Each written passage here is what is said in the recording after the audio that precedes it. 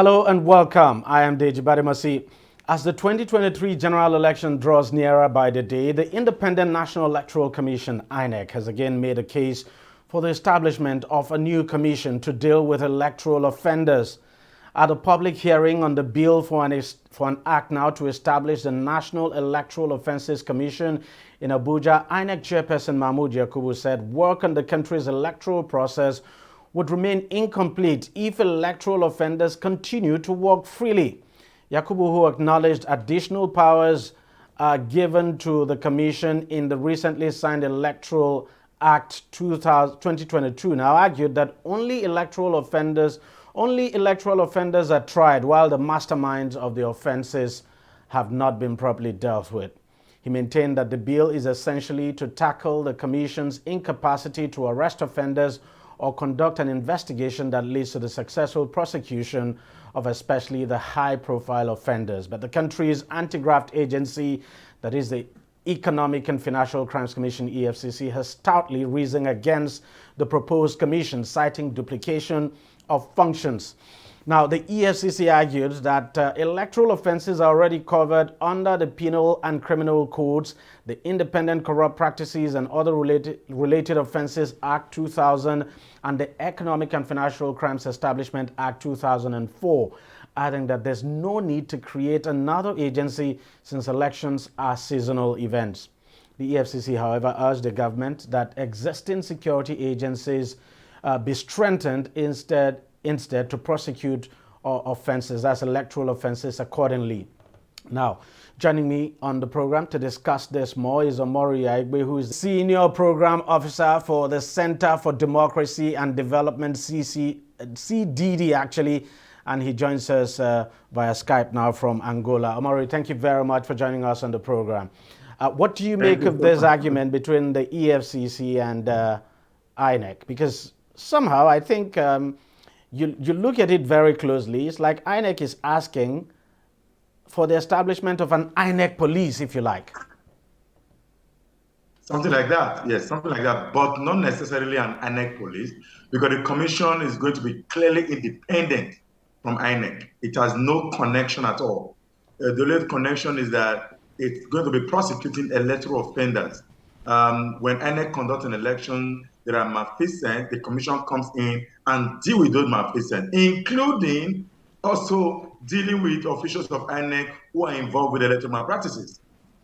No, but do you think there's any need at all for the creation of such a commission? Because you look at it, wouldn't that actually be a duplication of functions, just as the EFCC has argued? I mean, this is something you would expect the police, for instance, to be able to do. You would expect the other security agencies who have the rights and powers to arrest and prosecute, they should be able to do that. The EFCC made the argument that, look, even it can do it, that the ICPC too can do it. Do we really need to create a special commission now to handle that? I know for a while now, people have also been talking about creating a special court to handle electoral offences now. So why do we need a special commission that's like a security agency now of INEC to deal with this? A lot of reasons. When you listen to the EFCC making those kind of strong cases, automatically, at the time the EFCC was going to be established, the police also raised objection to its establishment that the police can do the job. I mean, this interagency rivalry, we will do everything. Meanwhile, we've been running elections in this country. We ran election in 2015, we ran election in 2019. EFCC was established before 2015. EFCC was established before 2011. So the question then is, why do you think these agencies, whether it's the EFCC, the ICPC, the police, why do you think they have failed in what is clearly their responsibility to prosecute election offenders, so to speak? So when you use the word clearly, it is not clearly the role of the police. It is not clearly the role of the EFCC. In fact, it is more of the police. It is more of the police, because the police in section 29.3 of the Electoral Act 2022, repeal and re-enacted, gave power to to the police to maintain or to be operational on election day security. Election day security is managed by INEC and the police. There is nowhere in the Electoral Act that there's reference to the EFCC or the ICPC.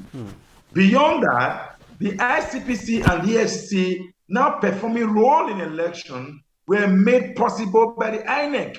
INEC actually went to them to solicit their support to deal with an aspect of electoral malfeasance that has become a challenge in the electoral landscape, that is vote trading, vote buying and selling on election day.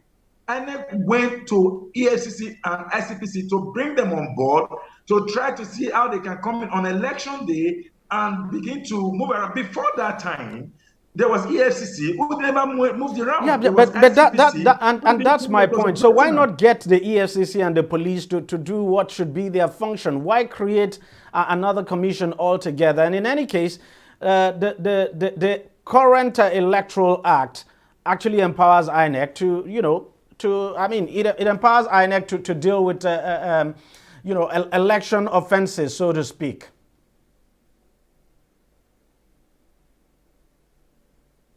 That's what I'm saying. If the same INEC is saying that we support this commission, it talked about a volume. We've been agitating for Electoral Offences Commission for more than 10 years.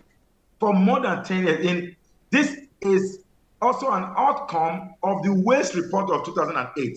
The Waste Report recommended the need for an Electoral Offences Commission to deal squarely, to stay within the purview of election malfeasance. The challenge, I think what EFCC is trying to justify is that election is an off-cycle thing. After all, it doesn't really matter. And which is also a strong point.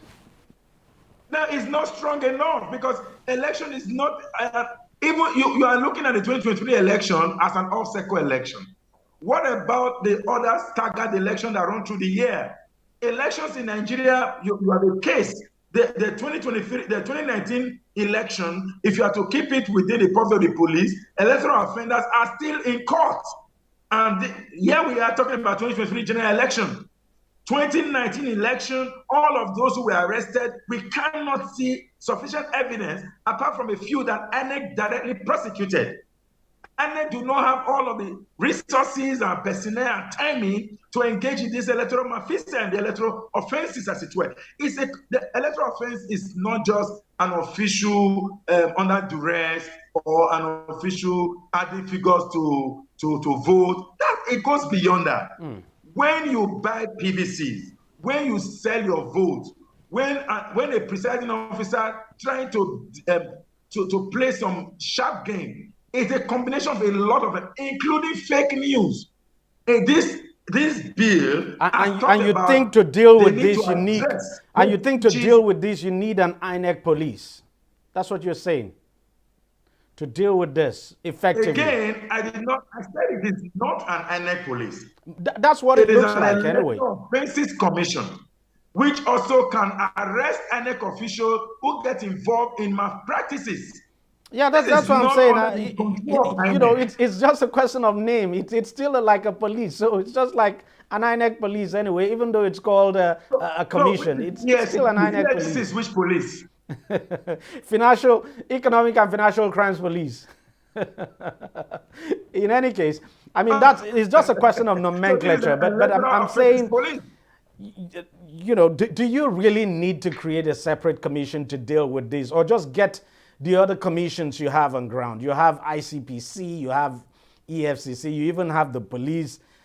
Do we really, in all honesty, need to create another commission to handle, the arrest and prosecution of electoral offenders?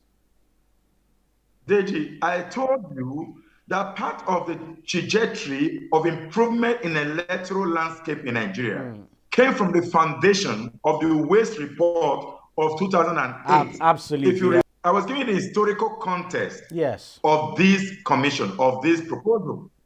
Before 2008, the then elected president, now late Musa Yar'Adua, acknowledged publicly that its election that brought into power was highly characterized by a lot of electoral issues.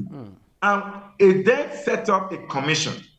One of the things that came up from that commission, among others, is what we now talked about, electronic introduction in our electoral landscape. Today, we are getting excited about BVAS. We are getting excited about the independence of INEC. We are getting excited about a lot of things that have come into the Electoral Act 2022. And the same commission, Uwais Commission, had also recommended a commission to deal with electoral offenses. As at this time, the Uwais Commission recognized that there was EFCC. They recognized there was ICPC. They recognized the role of the police. All of this put together, they did not see the wisdom behind strengthening an EFCC to deal with electoral and of offenses. course, you don't think the Uwais Commission, might have been wrong in its assessment. No. It's not wrong. Till date, we are still talking of the need. Till date, as I speak to you now, when the Electoral Offences Commission public hearing came up last year in the Senate, the argument was this need to be supported quickly. The EFCC, as at that time, did not go against it.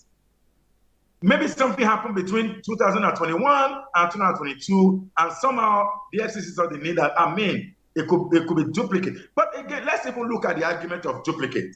Supposing you say, let's strengthen EFCC and establish a unit or a department or whatever it may be. Because, we can see the EFCC is already taking part in elections in this country. The past 2 or 3 elections we've had, we've seen the EFCC come out to play a very prominent role. How many of those cases have been prosecuted? Good question. See, it's not. I told you that INEC brought in EFCC and ICPC to deal with an aspect of electoral offenses, which is vote buying.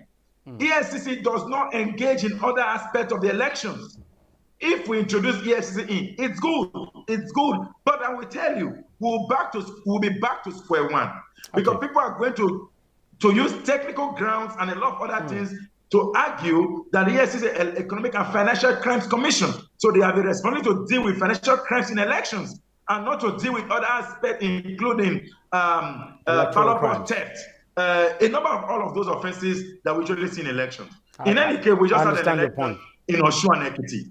How many of those cases, DEJI, are you aware is it before the court right now? We are aware that the EFCC arrested some people in Osun, they arrested some folks in Ekiti. How many are in court? Do you know? Because I don't know. I honestly don't know too, and I think you have a point there.